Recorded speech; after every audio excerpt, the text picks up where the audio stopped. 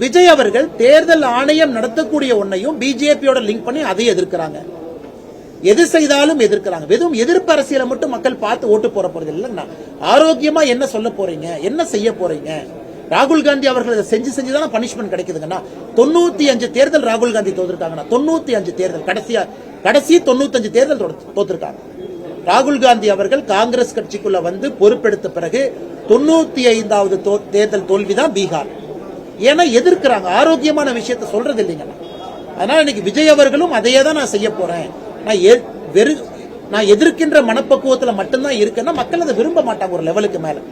இன்னைக்கு விஜய் அவர்கள் எஸ்ஐஆர் எதிர்க்கிறாங்கன்னா என்ன தவறுன்னு சொல்லட்டும், வாக்குரிமையை நம்ம பறிச்சிருக்கிறோமா பீகார்ல சொல்லட்டும், அல்லது தமிழக வெற்றி கழகத்திலிருந்து புதுச்சேரி தமிழ்நாட்டிலிருந்து ஒரு குழுவை பீகாருக்கு அனுப்பட்டும், அங்க போய் பார்த்துட்டு வரட்டும். எதுவுமே நடந்திருக்காது. வெறும் எதிர்ப்பு எதிர்ப்பு எதிர்ப்பு என்று பேசினால் காங்கிரசுக்கு கிடைத்த அதே நிலைமை தான் மித்த கட்சிகளுக்கும் கிடைக்கும்னா அது 2026 தேர்தலில் பார்க்க போறீங்க. பிரசாந்த் கிஷோர் அவர்கள் ஜன்ஸ்வராஜ் பார்ட்டி புதிய கட்சி எவ்வளவு வாங்கினாருன்னா 3.55% ஓட்டு. 243 தொகுதியில 238 தொகுதியில் நின்னார். 238 மக்களுக்கு ஒரு ஆல்டர்னேட்டிவ் வேண்டாம் எப்படி ஓட்டு போடுவாங்கன்னா பிரசாந்த் கிஷோர் நல்லவரா இருக்கலாம், கெட்டவரா இருக்கலாம், நடுநிலைமையா, அதை பத்தி நான் கருத்து சொல்ல விரும்பலீங்கன்னா மக்களுக்கு இன்னைக்கு ஆல்டர்னேட்டிவ் வேண்டாம், ஆளுங்கட்சி நல்லா இருக்காங்க, நான் ஓட்டு போடணும்னு நினைத்த பிறகு களத்துக்கு பிரசாந்த் கிஷோர் போனாங்க.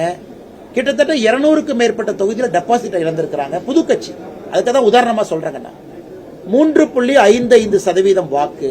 அவரே தேர்தலில் நிக்கல. அதனால் எல்லோரும் யோசித்துக் கொள்ள வேண்டும். நான் கட்சி ஆரம்பிச்சிட்டங்கிறதுக்காக எதிர்த்தா அது சரியா இருக்குமா?